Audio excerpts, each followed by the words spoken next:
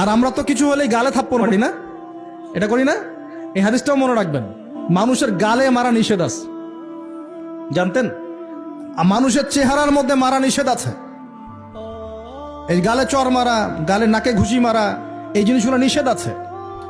কারণ এই চেহারাটা আল্লাহ রাব্বুল আলামিন, মানে আদম সন্তানের এই স্ট্রাকচারটা আল্লাহ রাব্বুল আলামিন সূরা সদের মধ্যে বলেছেন, খলাকতু বিয়াদাই, আমি নিজ হাতে সৃষ্টি করেছি। সুবহানাল্লাহ।